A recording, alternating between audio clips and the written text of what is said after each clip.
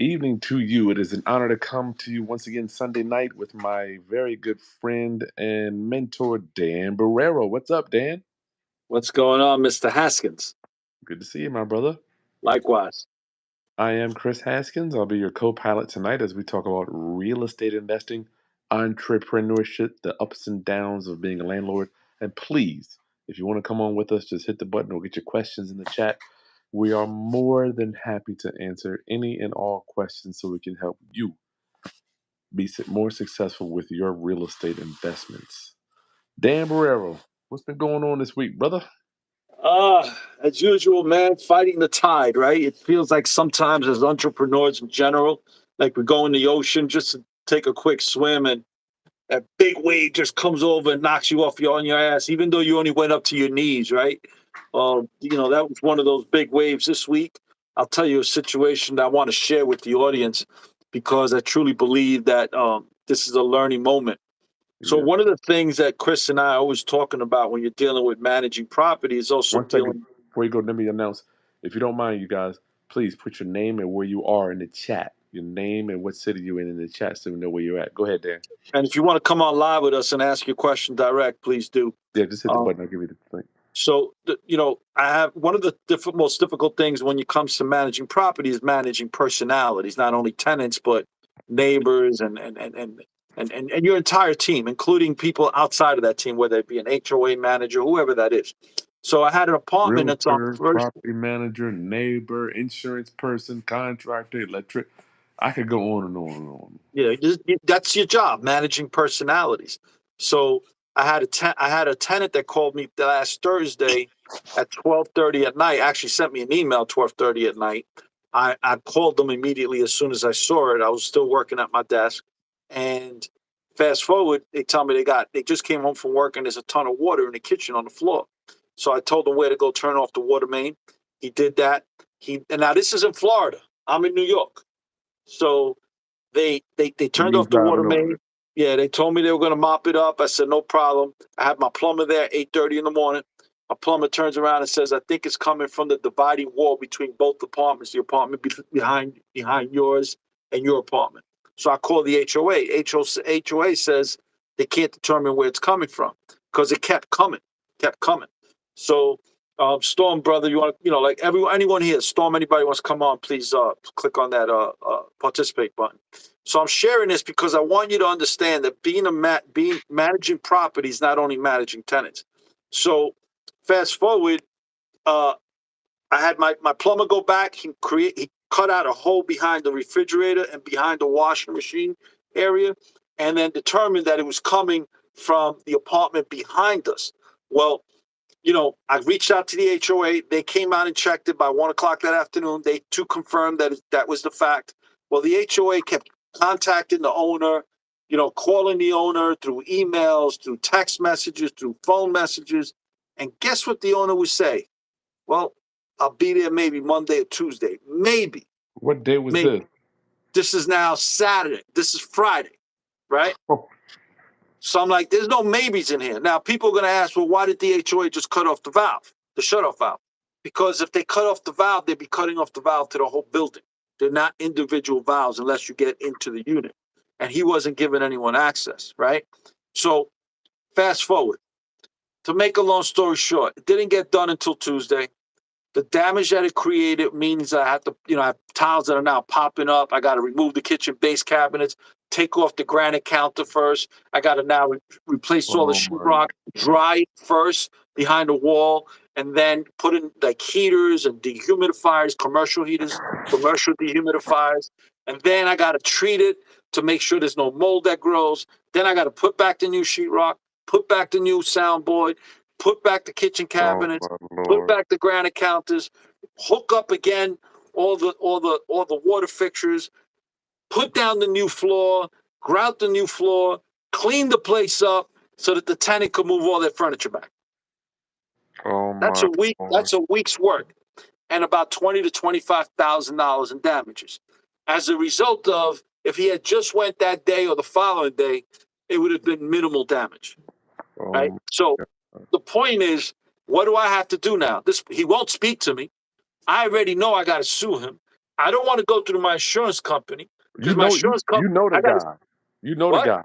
You know that I you just don't have. know, but he will not speak to me. He won't pick up my phone calls or respond to my emails. How'd you get his number? Online, man. Online. You can find anything online, You got okay.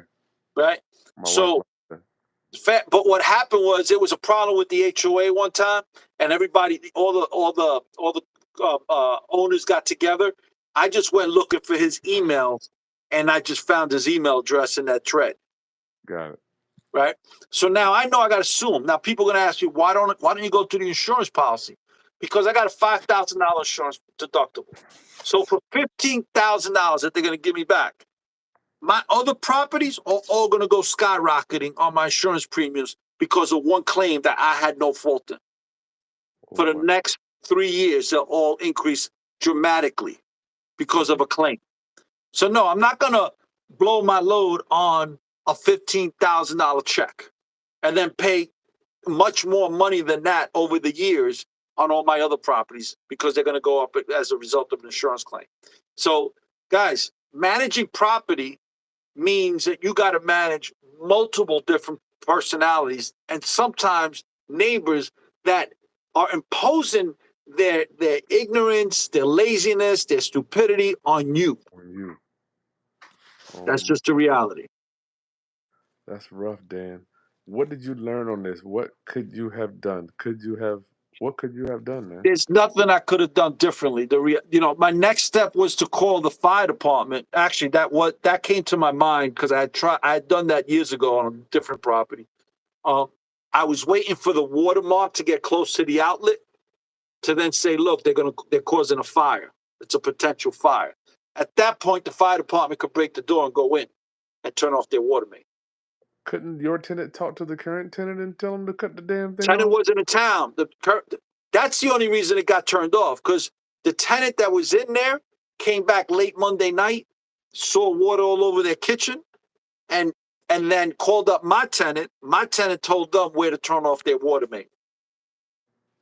Wow. Right? So, guys, the reality is that sometimes we get imposed on. So now, this is one of the things I did do. I did send him on Saturday because on the public records where he gets his tax bill, real estate tax bill, is a P.O. box. So I sent to his P.O. box first class letter, certified return receipt letter, priority mail letter. Same letter, right? Then I went on to Sunbiz because the state of Florida, you got to register. You can't register whoever's in charge of that corporation or LLC to a P.O. box. So at Sunbiz, I got another address, and when I Googled it, it appears to be his home address. So I sent him again. First class letter, certified return receipt letter, priority mail letter. Why did I do that? Because the first class letter, he could say he didn't get. The priority mail letter, he can't say he didn't get because it gets the post office. With the tracking number, tells me when they put it in his mailbox. And the third certified return receipt letter, now I have additional documented proof that I did everything possible to try to communicate with this man, including all the emails I sent him, plus my phone logs on my cell phone. So now I got 5 redundant forms of proof that I tried to resolve this matter without getting this far. So when I go to court, he's going to have a very difficult time showing that he wasn't negligent. On top of that, I found his Facebook page, and he was hanging out the whole weekend. He was posting it. So I actually recorded those videos and those pictures in case he takes them down. So when we go to court, I'm like, yo, judge, he was in town. Look what he posted. Oh, my Lord. Kathy Phil says, why can't you contact the other party's insurance company? Well, because they're not, I don't know who they are. And 2, when I put my claim in against him, he could do that if he wants. Yes. That is, oh man. But I don't know if they're going to cover it because he has an obligation to mitigate the damages. And he didn't take any mitigation. He didn't take any effort in mitigating those damages. You're saying they might deny the claim. Yeah. So what I'm saying is I'm going to put a lien against that property. I know for a fact this is what's going to happen. I'm going to get the claim. The judgment. I'm going to put the lien against his property, and then I got to hire a private investigator to figure out where his bank accounts are under that company name, and then garnish the money out of those accounts. Yeah, that's deep.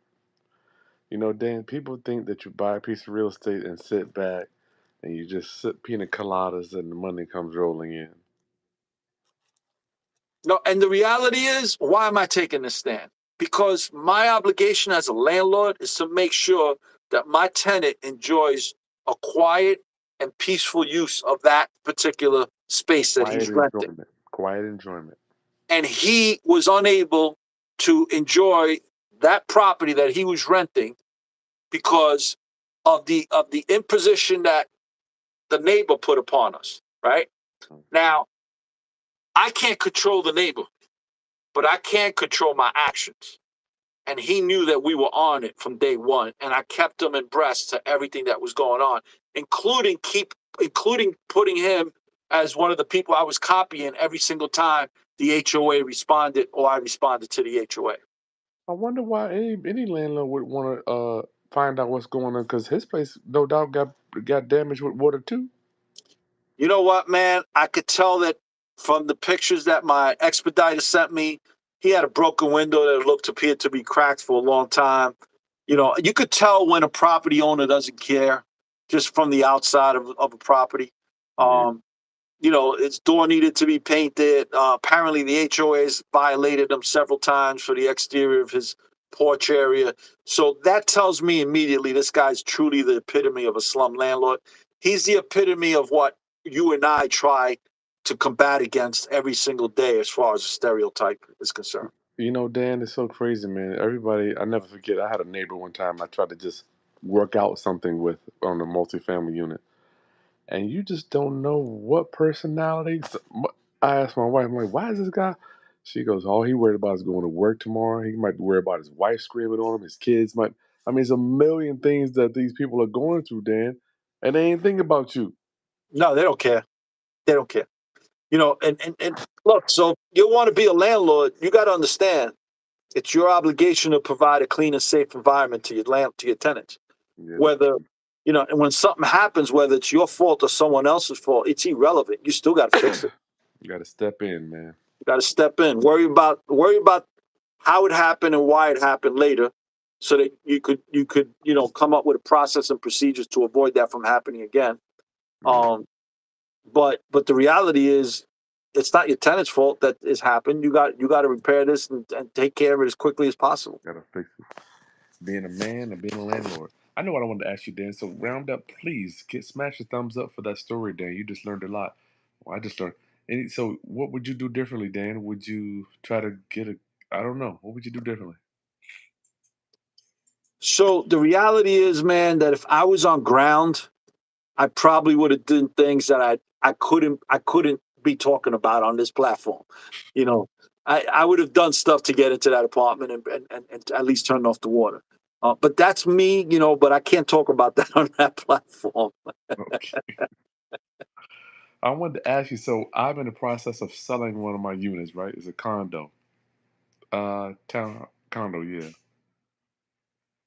Apparently, Dan. So when I bought it, the lady didn't pay any back taxes. Remember, I told you my title company missed the taxes a few weeks Yes. ago. So the title Yep. company paid those, and the seller didn't pay any HOA fees. So we had $13,000 of back HOA fees when I bought it. We had to pay at closing. But then now I'm going to sell it, right? And apparently this building had two HOAs, Dan. So there's a master. So you want to explain to the audience what that means and why? I don't know. This shit came up Friday. I'm getting ready to go to closing. They sent me a $10,000 bill. So now I'm asking you, how the hell can a Oh, place have two freaking HOA? I just paid so 13 that grand means when I bought it. the building's located in a community then. Is I it? don't. It's one of okay. It has buildings. You know, it's got like 10 buildings in this one little area. Right. So there's a master HOA, which is the monthly on that is usually much lower than the regular HOA. And that master HOA is responsible to maintain the curb appeal on the exterior, the roads, the sidewalks, the water, the sprinkler systems. There might be like amenities for all the buildings to use in one building. They own those amenities, and everybody pays a smaller fee annually to that master HOA. So I got one like that in Winter Gardens in Florida, where the monthly HOA fee is $350, and then the master HOA fee is $25. So it's $300. It's $300 a year. So instead of paying that master HOA once a year, I'll pay it rather every month for $25. I just send them a check for the year. Now, depending on the community and where it's at, I've seen master HOAs as high as $300 a month. So if they owe $10,000, they were probably in foreclosure too. Did you get it out of foreclosure? No, they paid cash. No, when you bought the property, if they had not paid the HOA fees, usually it's also in the process of going into foreclosure. Was it in the No, process of going into foreclosure? no, they paid cash. They didn't have a loan. Okay, then that's different. All right. They had So no loan. what normally happens is that you got to pay back all those HOA fees. Now, in the state of Florida, I don't know about your state. You got to look into this. If the HOA can't prove that they were going after that person every month for the last 12 months, the bank only has to pay, or you only have to pay up to 12 months. So let's say they owe 36 months. If the HOA can't prove that they were relentlessly going after that person for the money over a certain amount of time of the year, you're only responsible to pay up to the last 12 months. So if they owe the HOA 36 months, the HOA's has to eat the 24 months. You're only responsible for 12. But that's an attorney question. Yeah, I'm gonna get in. Well, my question for you is, why wasn't there a lien? Like when I bought it, I remember the liens. It was boom, boom, boom. I remember those liens. It was Well, 13 grand. that's a title fault. That's a title company fault. I'd push that onto the title policy. Well, this all happened Friday, and what made me think are we talking today? So I plan to do that, but my mind is twisted. Like I know we did a title search, and I remember paying for the HOA. How could I have two? I remember I had a similar situation to this. And I'm going to make up a name right now because I don't want to use his real name. Let's say it's John. And John was like, "Yo, listen, I'll take care of this, Dan. No problem. I'm going to take care of it." Now he was doing the closing. He did the closing when I bought it, and now he's doing the closing when I'm selling it 3 months That, later. that's my Uh, guy. Same thing. Exact same Okay. thing. 3 months. So now 2 more months goes by. We haven't closed on this, and the buyer's like, "Listen, I'm going to lose my loan if we don't close by such and such date." His argument was, "Hey, listen, I don't know if I could get this resolved by then." So my argument to his was, "Hey, John, that's what you have errors and omission insurance for, and that's what I have title insurance for. So let's just put a claim in." He says, "But Dan, my policy is going to go up." I said, "But that's a you problem, not a me problem. My problem is closing this, otherwise I'm going to lose my buyer." Mm. Do you know it got resolved 24 hours later? What they paid it out of their pocket. I don't know where the money came from. I know it was paid.